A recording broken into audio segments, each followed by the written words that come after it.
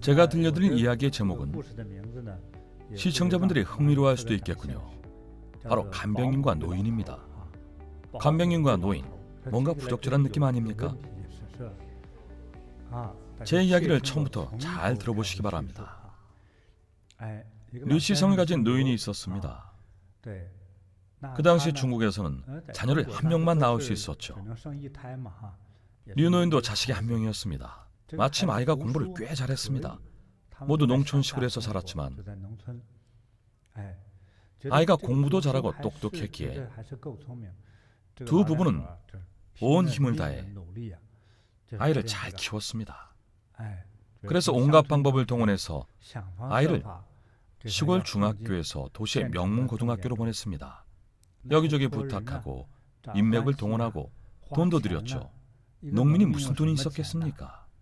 류 노인이 아무리 성실해도 농장에서 채소를 판 돈이 얼마나 되겠습니까? 그러니 얼마나 노력했겠습니까? 별다른 기술도 없었습니다. 그저 도시에 가서 플라스틱 병이나 유리병 등을 주워다가 수거한 물건을 폐품으로 팔았습니다. 이런 노인들 대부분은 별다른 기술이 없어 이렇게 돈을 벌곤 하죠. 결국 이런 방법으로 자식을 대학까지 보냈습니다. 아들이 대학에 입학했으니 이제 또 학비를 내야 했습니다. 고등학교는 차원이 다른 액수였죠. 노부부는 죽을 힘을 다해 일했습니다. 그러다 결국 아들이 대학을 졸업하기도 전에 류 노인의 아내는 기력이 다해 몸져 눕고 얼마 후 세상을 떠났습니다. 피로가 쌓여 병을 얻은 채로 너무 무리한 나머지 일찍 세상을 떠났습니다. 그 후의 이야기를 이어서 하자면 아들의 대학 생활은 빠르게 흘렀습니다. 시간이 쏜살같이 흘러 금세 졸업을 했죠. 졸업 후 아들은 운이 좋게도 현지 도시에서 살던 동문을 배우자로 맞아 결혼했습니다. 배우자가 그 도시 출신이었죠. 결혼 후 그 도시에서 두 사람은 가정을 이뤘습니다. 류 노인은 잔뜩 신이 났죠. 자식이 도시에 가정까지 꾸렸고 도시에 사는 며느리까지 생겼으니 얼마나 기뻤겠습니까? 온 마을 사람들에게 자랑했습니다. 내 아들이지만 참 대단하지? 도시에 사는 예쁜 아가씨와 결혼도 하고 자리도 잡았다네. 게다가 며느리도 대학을 나왔어. 가문의 영광일세. 마을 사람들도 다들 칭찬했습니다. 류 씨는 복도 많아. 류 노인은 사람들의 칭찬에 힘입어 아들과 며느리를 보러 갔습니다. 땅콩이며 대추며 좁쌀이며 이것저것 챙겨갔습니다. 하지만 아들의 집에 도착하자 아들은 깜짝 놀라 어쩔 줄 몰라 했습니다. 특히 며느리는 시아버지를 벌레 보듯 했습니다. 노인네가 손도 잘 안 씻고 양치도 잘 안 해서 이가 누런 것이 비위생적이라며 싫어했죠. 류 노인이 요리하려고 하면 필요 없다고 거절하면서 손도 제대로 씻지 않고 시꺼먼 때가 낀 손으로 음식을 더럽힌다며 구박했습니다. 그런 더러운 손으로 만든 음식은 아무리 맛있어도 비위생적이라며 싫어했죠. 게다가 음식을 내온 후에는 마지못해 시아버지에게 식사를 권하는 식이었습니다. 더 이상 참을 수 없었던 류 노인은 2-3일 만에 서둘러 고향으로 돌아왔습니다. 참을 수가 없었죠. 고향에 돌아와서는 마을 사람들에게 말도 못했습니다. 불효한 아들 며느리 흉도 못 보고 그저 혼자 끙끙 앓았습니다. 그 후로 류 노인은 웃음을 잃었습니다. 반년쯤 지나 류 노인은 몸에 이상을 느꼈습니다. 병원에서 검사를 받아보니 암이었습니다. 정말 큰일이었죠. 검사 결과 암이었습니다. 의사가 아무리 돌려 말해도 류 노인은 암이라는 사실을 알 수 있었습니다. 류 노인과 함께 병원에 간 사람은 마을 사람이었습니다. 다른 친척도 없던 터라 의사는 결국 류 노인에게 암이라는 것을 알렸습니다. 중국의 의사는 환자에게 직접 암이라고 말하지 않습니다. 하지만 류 노인은 이미 눈치챘습니다. 류 노인은 암에 걸린 후 무섭고 초조했습니다. 아들에게 연락하자니 딱히 신경 쓸 것 같지도 않고 차마 찾아갈 수도 없었습니다. 그저 집에서 요양할 수밖에 없었죠. 하지만 마음은 긴장되고 알 수 없는 두려움이 일었습니다. 고독하고 적막하고 안쓰러웠죠. 매일 밤 이런 감정들이 북받쳤고 날이 갈수록 더 심해졌습니다. 시간은 천천히 그리고 빠르게 흘렀습니다. 류노인의 이런 감정은 병세를 더욱 악화시켰습니다. 더 이상 스스로 생활이 힘들어졌고 타인의 도움이 필요해졌죠. 결국 류노인은 아들에게 전화했습니다. 내가 혹시 네가 집에 와서 나를 좀 돌봐주겠니? 이제 더 이상 혼자 생활할 수가 없구나. 병원에서는 암이라더라. 몸 관리 좀 잘하시지. 저 이제 막 일 시작한 거 아시잖아요. 중도금도 내야 하고 집 대출 때문에 바빠요. 지금 회사에서 잘 나가고 있어요. 그런데 아버지 간호하겠다고 내려가면 제 앞날은 끝이라고요. 며느리에겐 아무런 기대도 하지 않았습니다. 불가능한 일이었죠. 와서 죽이지는 않으면 다행이죠. 찾아올 리도 없었습니다. 결국 며느리에게는 항거했습니다. 아들은 결국 안 왔습니다. 자신의 원대한 꿈을 위해서였죠. 아버지 병 때문에 자기 앞길을 망치기 싫었던 겁니다. 직접 그리 말하진 않았지만 대충 그런 의미였죠. 류노인은 기댈 곳이 없었습니다. 그나마 마음씨 좋은 마을 사람들이 류노인의 사정을 알고 간병인을 구해줬습니다. 소개를 받아 간병인을 고용했습니다. 간병인은 물론 여성이었습니다. 아무래도 여성들이 더 세심하니까요. 간병인은 돈을 받고 류노인을 간병을 했습니다. 착실하고 성실하게 정성껏 류노인을 돌봤습니다. 이미 일상생활도 힘들 정도로 병든 류노인을 정성껏 돌봤습니다. 간병인은 무척 세심했습니다.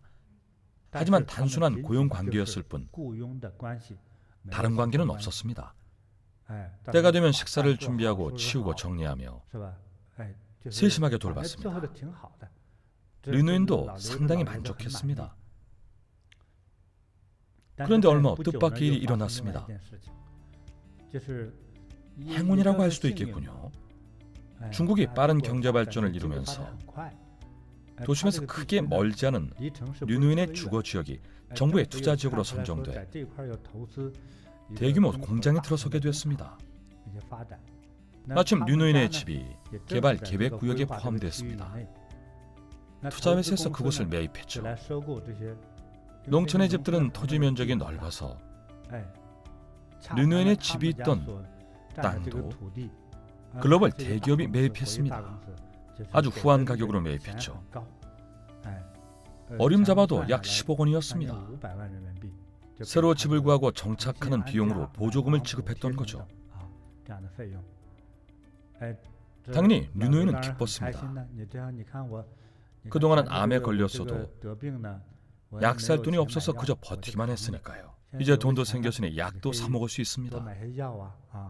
사실 그동안은 간병인 비용도 못 받고 빚만 지고 있었습니다. 그래서 병원비와 간병인 비용, 생활비로 약 2억 원을 썼습니다. 그러나 병은 호전되지 않았죠. 결국 1년쯤 지나 류노인은 세상을 떠났습니다. 류노인은 세상을 떠나기 전에 유언을 남겼습니다. 목돈이 생기지 않았습니까? 그래서 변호사에게 자문을 구했죠. 변호사는 류노인을 직접 찾아와 휴대전화를 사용해서 직접 영상을 찍어 남겼습니다. 변호사는 영상 찍는 법, 유언장 쓰는 법은 가르쳐줬어도 유언 내용은 가르쳐줄 수 없으니 직접 말하라고 조언했습니다. 유언의 내용을 신중하게 생각하라고 조언했죠. 류노인은 말했습니다. 알겠습니다. 시작하시죠. 나는 류 땡땡입니다. 나는 현재 암 투병 중이고 이제 살 날이 얼마 안 남았습니다. 저와 아내는 오랫동안 고생하며 아들 하나를 키웠습니다. 저는 농민이었지만 제 아들은 대학에 보냈죠. 우리 마을 출신 중에 유일한 대학생입니다. 우리 부부는 온갖 심혈을 기울이며 마을의 그 누구보다도 더 열심히 노력했습니다. 저는 아들 학비를 대느라 여러 번 피를 팔기도 했습니다. 아무리 수치스러운 일도 아무리 힘든 일도 마다하지 않았죠. 정말 소처럼 일했습니다. 그러나 이렇게 실망하게 될 줄은 꿈에도 몰랐습니다. 우리 아들, 하나뿐인 아들이 며느리가 들어오자 부모에게서 등을 돌렸고 아내마저도 일찍 세상을 떠났습니다. 이제 나 혼자 남았군요. 우리 아들은 도시에서 결혼하고 자리도 잡았습니다. 아들 집에 가서 며칠 지내며 행복이란 것을 느껴보려고 했지만 며느리가 어찌나 싫어하던지요. 아들 녀석은 계속 외면하고 피하기 바빴습니다. 그렇게 저는 쫓겨났습니다. 엎친 데 덮친 격으로 집에 돌아온 후에 계속 마음이 불편하더니 병원에서 암이라고 하더군요. 정말 눈앞이 캄캄했습니다. 그런데 그때 마침 이 집이 큰 회사에 인수돼 보상금을 받았습니다. 이제 내가 살 날도 얼마 안 남았습니다. 지금 변호사 앞에서 나는 정중하고 엄숙하게 유언을 남기고자 합니다. 만일 내가 계속 산다면 이 돈은 제 병을 치료하는 데 써주십시오. 만약 내가 죽는다면 5천만 원은 나를 위해 도움을 주신 마을 사람들에게 나눠주십시오. 그 외에 남는 모든 재산은 내가 고용한 간병인에게 전해주십시오. 비록 돈을 주고 고용한 사람이지만 내가 가장 도움이 필요할 때, 아들조차 나를 외면할 때 내 곁을 지켜줬습니다. 며느리는 못된 여우 같았죠. 따라서 이렇게 유언을 남깁니다. 이 돈이 배은망덕한 아들에게 전해지지 않길 바랍니다. 나는 변호사 앞에서 이와 같이 유언하고 선서합니다. 아니나 다를까 류노인이 세상을 떠나자 아들 내외가 찾아왔습니다. 돈 냄새를 맡고 온 거죠. 대기업에서 집을 샀다는 소식을 들었으니까요. 찾아보니 류노인은 이미 세상을 떠났습니다. 물론 마을 사람들이 연락을 했죠.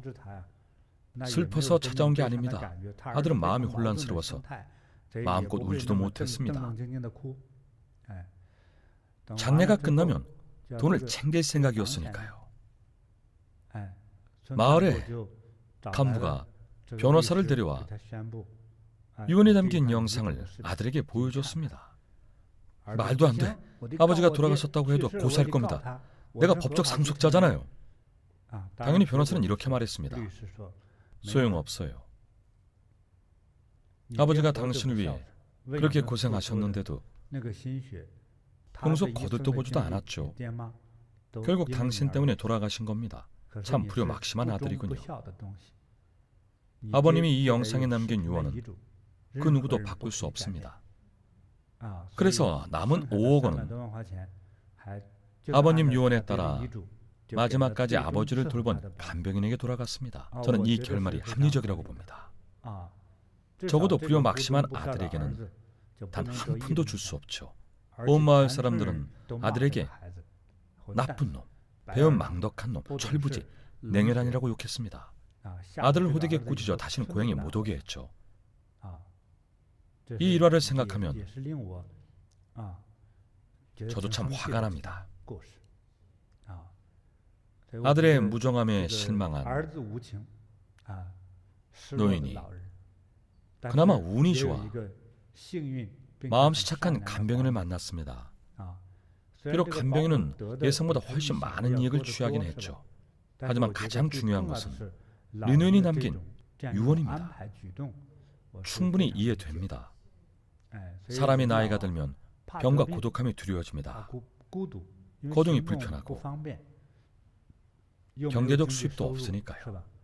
체력도 머리도 예전 같지 않습니다. 이때 걱정이 제일 많습니다. 자기 자신이 걱정되기 시작하고 누군가의 배려와 관심이 필요하죠. 하지만 그 아들과 며느리는 신경도 안 썼습니다. 정말 기가 찹니다. 이야기를 마친 지금까지도 한숨이 절로 나옵니다. 원수의 그 어떤 원함보다 미움의 그 어떤 저주보다도 잘못된 내 마음이 내게 주는 재난은 이보다 더 큰 것이 없다. 법구경 중에서.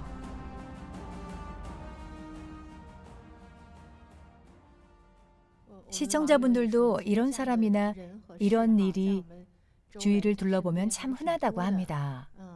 정말 무정하고 비정하고 배은망덕한 일이죠. 그래도 류 노인이 그나마 법을 좀 알아서 다행이지, 만약 안 그랬다면 얼마나 한이 됐을까요? 아마 더 심한 화병으로 돌아가셨을지도 모릅니다. 사회생활을 하다 보면 이런 이야기를 자주 듣는데요. 노인들이 이런 결정을 하려 하면 아들이나 며느리가 참 뻔뻔하게도 소송을 걸거나 다른 일을 꾸민다더군요. 정말로 시골 사람이라서 이런 법적 절차를 몰랐더라면 양심도 없는 아들과 며느리에게 피 같은 돈을 전부 빼앗길 뻔했네요. 맞아요. 그래도 변호사가 참 정의로운 분이었어요. 좋은 변호사를 만났죠. 그 집안의 일들을 훤히 들여다보지 않았습니까? 상당히 명확했죠.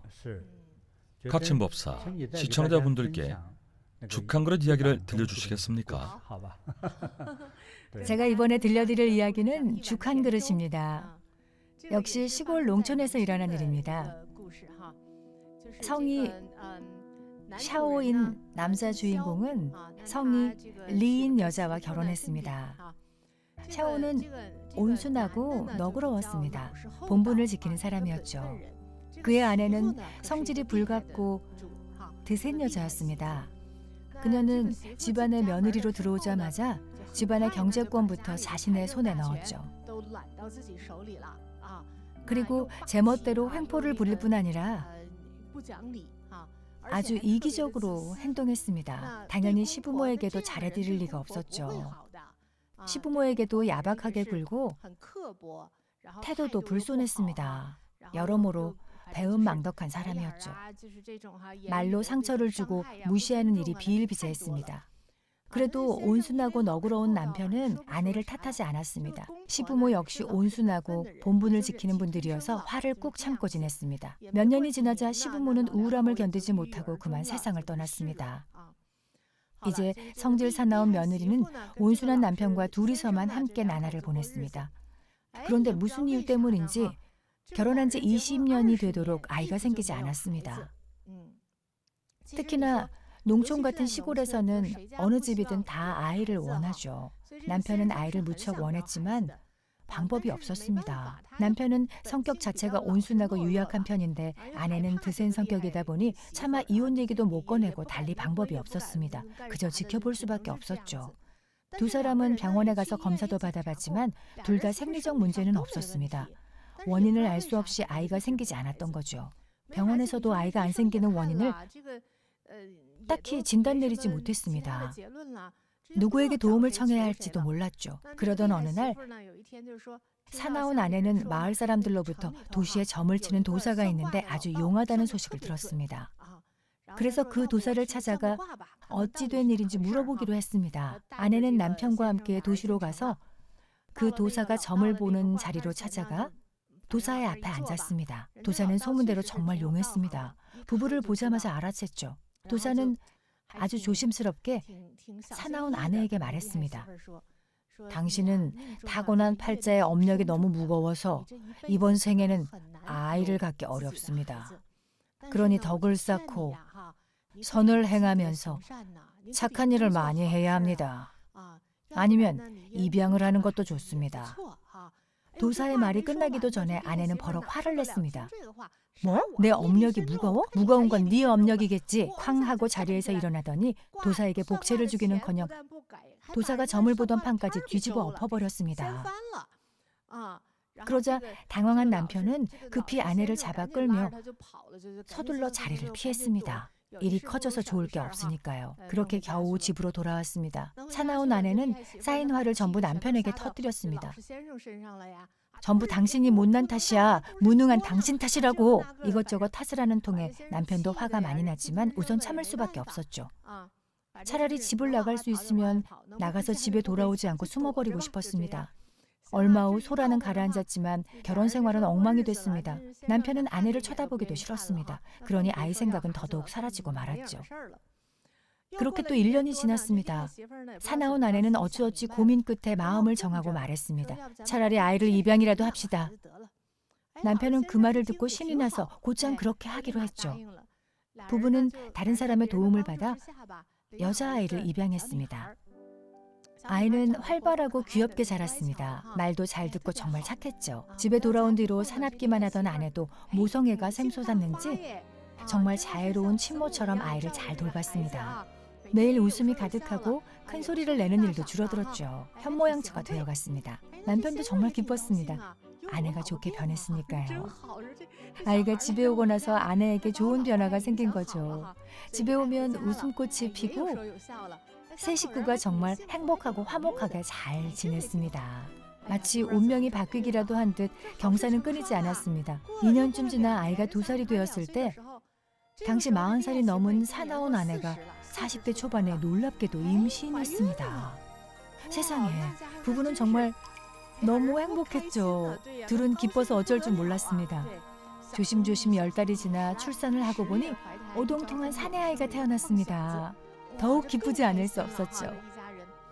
아들을 데리고 집으로 돌아오자 원래 키우던 딸아이, 그러니까 입양한 딸아이도 남동생을 보고 무척 좋아했습니다. 고사리 같은 손으로 동생의 얼굴을 어루만지면서 미소가 가득한 얼굴로 정말 기뻐했습니다. 아버지는 그런 딸을 안아올리며 뽀뽀를 하고 말했습니다. 아이고, 우리 딸 참 착하다. 다 네 덕이구나. 네가 우리 집에 복을 불러왔구나. 너는 아빠의 보물이란다. 네가 집에 온 뒤로 집에 좋은 일만 생기고 남동생까지 데려왔으니 정말 좋구나. 그렇게 뽀뽀를 하며 안아줬죠. 그런데 마침 방에서 그 말을 들은 사나운 아내는 샘이 나서 견딜 수 없었습니다. 뭐? 아들은 내가 낳았는데 왜 제가 복을 가져왔다는 거지? 기분이 상한 아내의 마음에 미움의 씨앗이 싹 텄습니다. 그렇게 또 1, 2년이 흘렀습니다. 아들도 어느 정도 컸죠. 하지만 아무래도 노산으로 얻은 아들이라 선천적으로 몸이 약해서 자주 아팠습니다. 감기로 열이 난다든가 배탈이 난다든가 잔병 치레를 많이 했죠. 반면 누나인 딸아이는 똑똑하고 건강한 데다 심성도 고왔습니다. 엄마가 매일 동생만 돌보며 딸아이는 신경도 안 썼지만 일찍 철든 딸아이는 동생은 아직 아기니까 엄마가 돌봐줘야지 라고 생각했죠. 하지만 사나운 아내의 본성은 다시 드러나기 시작했습니다. 속으로 이런 생각을 하고 있었죠. 저 계집애 때문이야. 저게 팔자가 세서 병도 한번 안 걸리고 내 아들만 늘 아프게 하는 거야. 어디 감히 내 아들을 해치려고. 속으로 이런 생각을 계속하다가 끝내 삿된 마음이 일어났습니다. 어느 날 아빠는 집에 없고 엄마와 두 아이만 있을 때였죠. 엄마인 사나운 아내는 옥수수 죽을 끓였습니다. 옥수수 죽은 딸이 가장 좋아하는 음식이었죠. 엄마는 옥수수 죽을 한 그릇 가득 펐습니다. 동생이 생긴 후로 몇 년 동안 엄마는 딸에게 한 번도 밥을 먹여준 적이 없었습니다. 엄마가 딸에게 말했습니다. 자, 우리 공주, 엄마가 죽 먹여줄까? 우리 공주 주려고 끓였어. 정말 맛있단다. 딸아이는 너무 행복했죠. 엄마가 밥을 먹여주다니 나를 예뻐해주던 엄마가 다시 돌아온 것만 같았죠. 딸아이는 신이 나서 죽을 몇 숟가락 먹었습니다. 그리고 엄마가 말했죠. 동생은 지금 자고 있으니 죽 먹으면서 동생 잘 보고 있어. 죽 먹고 있으면 엄마 금방 올게. 엄마는 슬쩍 곁눈질을 하고 떠났습니다. 사실 엄마는 방에서 나와 주변을 서성이며 방 안의 소리를 엿들었습니다. 한편 방 안에서는 동생이 잠에서 깨어나 누나를 찾았죠. 누나가 죽을 먹는 것을 보자 누나 나도 죽 줘라고 했죠. 동생을 끔찍하게 아끼던 마음씨 고운 누나는 한 숟갈 한 숟갈 죽을 떠서 한 그릇 전부를 동생에게 먹여줬습니다. 그때 아이들의 엄마인 사나운 아내는 밖에서 서성이며 소리를 엿듣다가 방에서 악 비명소리가 들리자 신이 나서 얼른 뛰어들어갔습니다. 그런데 방 안의 광경을 보고 소스라치게 놀랐습니다. 금쪽 같던 아들이 입에 거품을 물고 이미 죽어 있었습니다. 딸아이는 곁에서 배를 붙잡고 소리를 지르고 있었죠. 엄마는 아들을 안아 올리며 이게 어찌 된 일이냐며 대성통곡을 했습니다. 그녀의 곡소리를 듣고 이웃들이 달려왔습니다. 그런데 그녀는 아들만 끌어안고 딸은 쳐다보지도 않았습니다. 마음씨 좋은 이웃들은 서둘러 두 아이를 병원으로 옮겼습니다. 하지만 아들은 이미 죽은 뒤였죠. 딸은 죽음의 고비를 넘기고 겨우 살았습니다. 나중에 아버지가 소식을 듣고 급히 병원으로 달려왔습니다. 대체 어떻게 된 겁니까? 의사가 말했습니다. 두 아이 모두 독에 중독됐습니다. 쥐약을 먹었어요. 세상에, 쥐약을 먹다니요. 아버지는 어이가 없었습니다. 결국 아들은 죽고 말았죠. 어쩔 수 없이 딸만 데리고 집에 돌아왔습니다. 집에 들어오자 사나운 아내가 바닥에 주저앉아 울고 있었습니다. 손에는 텅 빈 옥수수 죽그릇을 들고 앉아서 울고 있었죠. 집에 돌아온 남편은 어쨌든 우선 아내를 달랬습니다. 그만 울어요, 그만 울어. 그래도 우리 딸이라도 살았으니 그나마 다행이지. 우리 다시 잘 살아봅시다. 그 말을 들은 아내가 소리를 질렀습니다. 뭐라고? 아직도 안 죽고 살아있어? 그리고 딸에게 달려들었죠. 다 너 때문이야. 네가 죽어야 되는데 왜 그 죽을 내 아들에게 먹였어? 너한테 먹이려는 죽이었단 말이야. 너만 죽으면 되는데 너도 같이 죽어. 세상에, 그렇게 길길이 날뛰며 딸에게 달려들어 딸의 목을 졸랐습니다. 남편은 발로 아내를 걷어차고 아이를 안아 올려 꼭 껴안았습니다. 진상을 알게 된 거죠. 아내가 쥐약을 넣은 옥수수죽을 딸에게 먹여 죽이고 아들만 키우려고 했던 겁니다. 하지만 예상치 못하게 마음씨 착한 딸이 동생에게 죽을 양보해서 동생이 죽 한 그릇을 다 먹는 바람에 동생이 죽고 만 겁니다. 이번만큼은 남편도 더 이상 참을 수 없었습니다. 아내는 정말 악독하고 악랄했습니다. 세상에 이렇게 독한 여자가 또 있을까요? 마음속에 이런 악독한 사리를 품고 아무 죄 없는 어린 딸을 사지로 몰아넣다니요. 결국 제 손으로 친아들을 죽인 겁니다. 이혼이야, 헤어져. 결국 남편은 아내를 내쫓았습니다. 성질 사나운 아내도 결말은 딱했습니다. 집에서 쫓겨난 이후 정신이 나가버린 그녀는 매일 아들이 묻힌 무덤에 앉아 통곡을 하면서 살았습니다. 정말 도사가 말한 대로 됐죠. 팔자에 자식이 없어 평생 외롭게 늙어간다. 참 딱합니다. 참 비극적인 이야기군요. 정말 탄식을 금할 수 없네요. 그 아내가 이렇게까지 악독한 사람일 줄은 몰랐어요. 남편이 무심코 한 말에 그런 도끼를 품다니요. 사실 저는 이야기를 들으면서 아내가 변한 줄 알고 좋아했어요. 인생의 전환점이 된 계기라고 생각했죠. 그 못된 아내는 처음에는 횡포를 부리고 제멋대로 굴었지만 나중에 딸을 입양하고 나서 좋게 변했잖아요. 그래서 여기까지 들었을 때는 저는 정말 기분이 좋았습니다. 게다가 자연스럽게 임신해서 아들도 얻었고요. 그래서 당연히 이야기가 행복하고 좋은 방향으로 흘러갈 거라고 기대했었는데 이렇게 상황이 갑자기 불행한 방향으로 틀어질 줄은 정말 예상도 못했어요. 스승님, 제가 보기에는 그 이기적인 아내가 아들을 낳은 바로 그때부터 자기가 낳은 아들만 자기 자식이라 여기고 이미 가족이 된 딸아이를 배척하기 시작했어요. 그때부터 딸은 내 자식이 아니고 아들만 내 자식이라고 여긴 거죠. 나라는 개념을 이렇게 작게 축소하지 않고 조금만 더 확대해서 가족까지 품었더라면 내 식구가 모두 함께 얼마나 잘 지냈을까요? 맞아요. 영원히 자기가 낳은 아들만 자기 자식이라고 여긴 거죠. 입양한 딸은 자기 집안의 자식이 아니라고 여긴 겁니다. 나의 그릇이 작아도 너무 작네요. 게다가 생각도 너무 극단적이에요. 사실 딸아이가 남동생을 얼마나 예뻐했나요? 그런데 새어머니는 그조차도 받아들이지 않았죠. 죽이려고까지 했죠. 마치 썩은 무 자르듯이 딸을 없애려고 했죠. 정말 너무 악랄합니다. 저는 어느 노래의 제목이 생각나는군요. 양의 탈을 쓴 늑대라는 노래가 있었죠. 양의 탈을 쓴 늑대는 비록 겉모습은 감췄지만 양의 탈을 떨어뜨리는 순간 늑대의 모습이 드러나죠. 예전에 그 도사 역시 그 악독한 아내를 보자마자 평범한 사람이 아닌 늑대임을 알아봤습니다.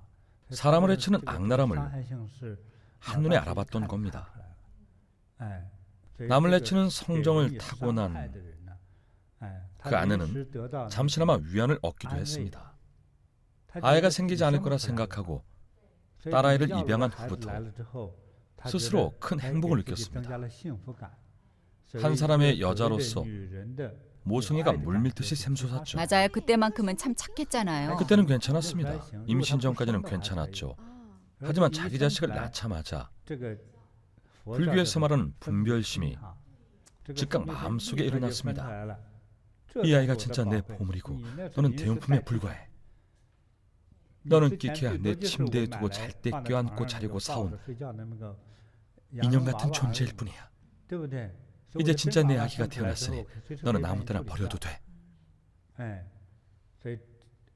먼저 한 가지 말씀드리자면 사실 대부분의 새 엄마들은 아이를 잘 돌보고 잘 키웁니다. 인내심을 가지고 사랑을 나누며 친자식처럼 여기고 키우죠. 때로는 친자식보다 더 많은 사랑을 쏟기도 합니다. 이처럼 아끼고 사랑할 줄 아는 고상한 품성을 가진 여성도 많습니다. 하지만 그 아내는 어땠습니까? 도서도 그 아내를 보자마자 이 사람은 안 되겠다고 생각했죠. 남을 해치는 성정을 타고났으니까요.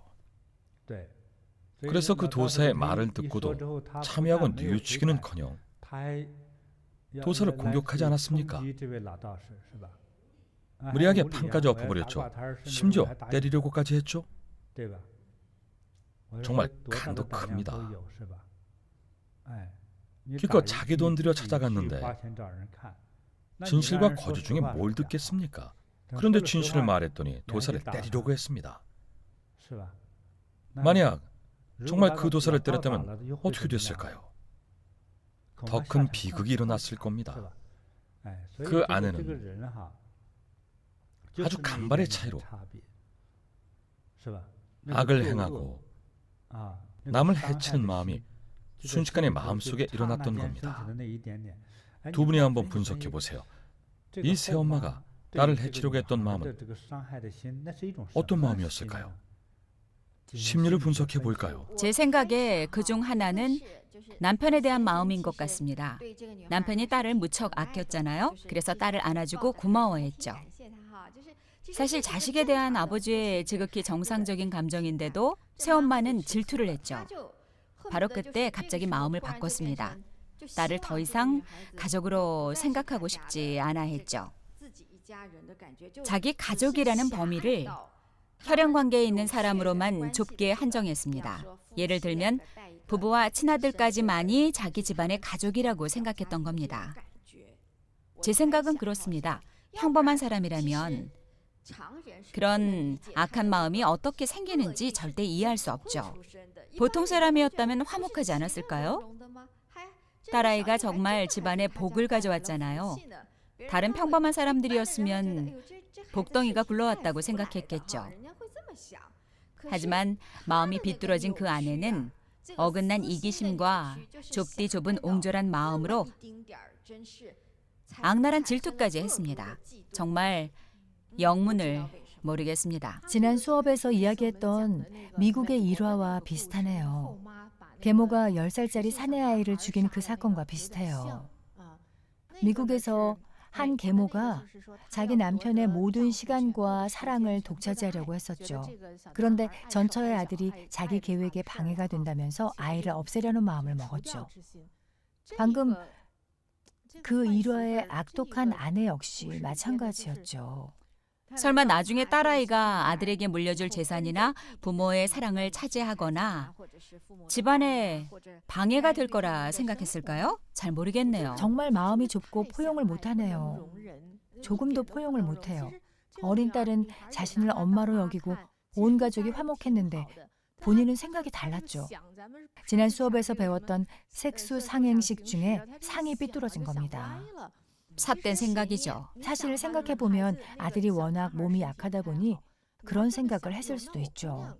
딸은 늘 건강했으니까요. 원래는 좋은 일이죠. 두 아이가 모두 병약했다면 더 걱정스러웠겠죠. 하지만 아내는 그렇게 위로하지 않고 오히려 아들이 아픈 이유가 딸 때문이라고 생각했습니다. 그건 정말 말도 안 되는 생각이죠. 정말 말도 안 됩니다. 기본적인 이치도 따지지 않고 그저 남을 해칠 생각뿐이었죠. 모든 오온이 치성했습니다. 정말 너무했어요. 그 여자에게 가장 중요했던 건 나의 느낌인 것 같습니다. 머릿속에는 온통 내가 원하는 것, 내가 얻고자 하는 것, 내가 통제하고자 하는 것, 내가 휘두르고자 하는 것. 전부 내가 어떻게 하고 뭘 하고였을 뿐 조금 더 남을 생각하는 마음이 없었습니다. 정말 극단적인 사람이죠.